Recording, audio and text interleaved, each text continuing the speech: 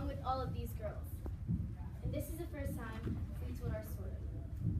I come from a loving family that has an unconditional love for Jesus, as do I, but one day, while I was walking home from school, two men jumped out and grabbed me, and that's where my story begins. First, those men abused me in every possible way. When they decided they were through with me, they shipped me away. Where am I?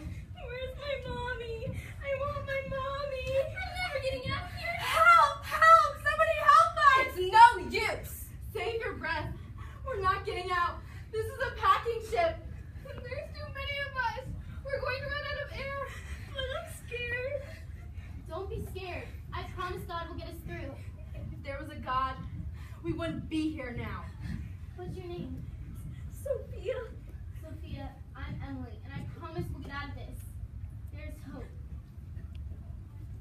After what seemed like days on the packing ship, and many girls not making it out, we suddenly found ourselves in a foreign land of complete strangers. Those strangers took us to what seemed like a safe haven. We all had beds and were fed, but that quickly faded. Day after day, we all endured countless beatings and were raped time after time.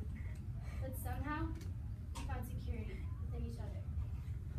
I can't do this anymore. I can't either. Guys, don't be scared. I promise we'll be rescued. Besides, at least we have each other. I believe you, Emily. You know, it's really hard to have faith when we're stuck in here. Stop giving everyone false hope. You always say we're going to be rescued when it never happens. Because I believe we will. Say it one more time and And you'll what? Hurt me? Go ahead. You couldn't do worse than what's already been done. I promise we will all be back home with our families one day. Well, I wouldn't have anywhere to go. I grew up with a sorry excuse for a mother. That makes two of us. Make it 3. Anyways, she was always strung out on drugs. Finally, I couldn't take it anymore, so I ran away. Where did you even go? I ran the streets, going from friend's house to friend's house. One day at a party, I met this man. He promised me everything: food, shelter, and finally some peace.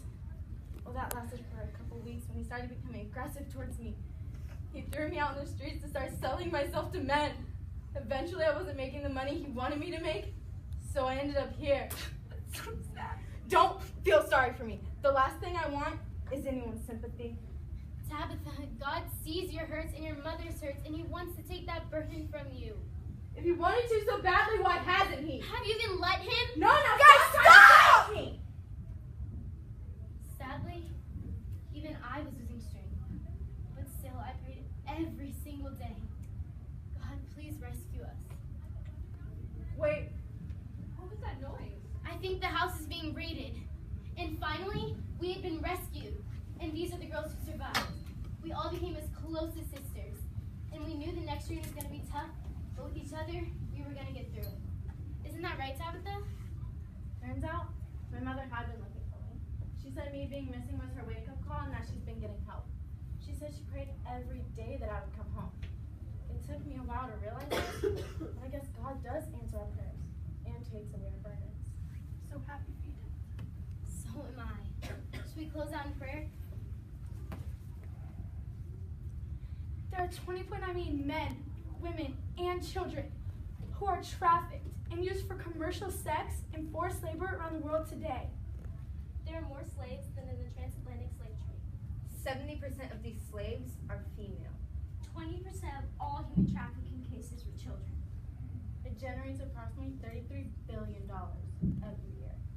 Florida is the third largest hub for